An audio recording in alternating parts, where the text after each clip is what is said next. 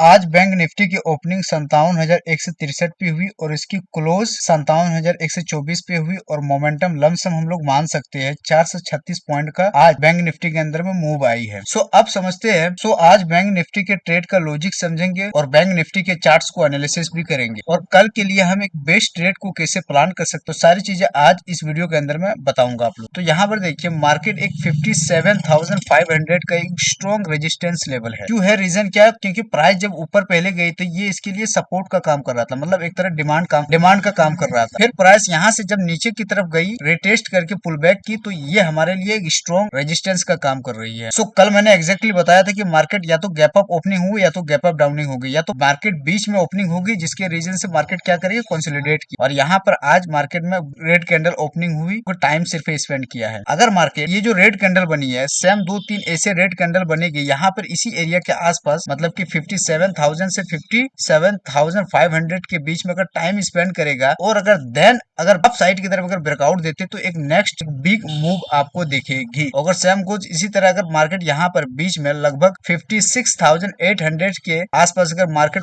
Gap up Downing opening होगी और धीरे धीरे प्राइस अगर नीचे की तरफ आएगी और आकर के 56,400 से 56,300 के लमसम हम मान सकते हैं, अगर इसके बीच में टाइम स्पेंड किया और देन डाउन साइड की तरफ अगर ब्रेकआउट देती है तो एक पैनिक सेलिंग आपको दिखेगी। अगर यहाँ पर टाइम स्पेंड करके अगर डाउन साइड की तरफ अगर ब्रेकआउट देती है तो फर्स्ट टारगेट हमारा यहाँ तक रहेगा 54,000। सेकंड टारगेट रहेगा 53,200 का रहेगा अगर डाउन साइड की तरफ अगर ब्रेकआउट देता है। और अगर अप साइड की तरफ अगर ब्रेकआउट देता है तो हमारा फर्स्ट टारगेट इज कहाँ तक रहेगा, 59,600 का। अगर इसको भी ब्रेकआउट देता है तो सेकंड टारगेट हमारा रहेगा 61,600 का। तो ये तो मैं डेली टाइम फ्रेम के हिसाब से एनालिसिस कर रहा था। अब चलते हैं 5 मिनट्स के टाइम फ्रेम। अगर कल हम अपने ट्रेड को कैसे प्लान कर सकते हैं, अगर प्राइस देखिए यहाँ पर देखिए, अगर मार्केट 57,400 और 57,051 के बीच में ओपनिंग होती है, लेट सपोज यहाँ पर ओपनिंग होगी और प्राइस थोड़ा सा धीरे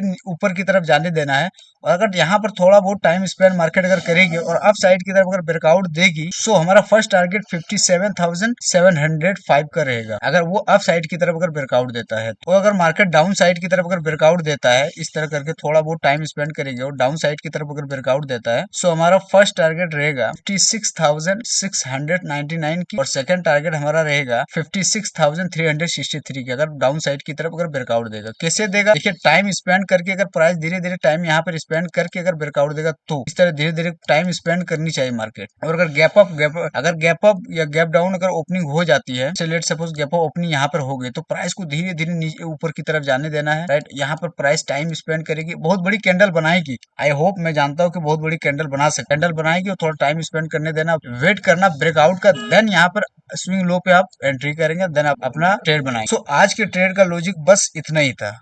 मैं मिलता हूँ कल के लिए, राइट। Take care yourself.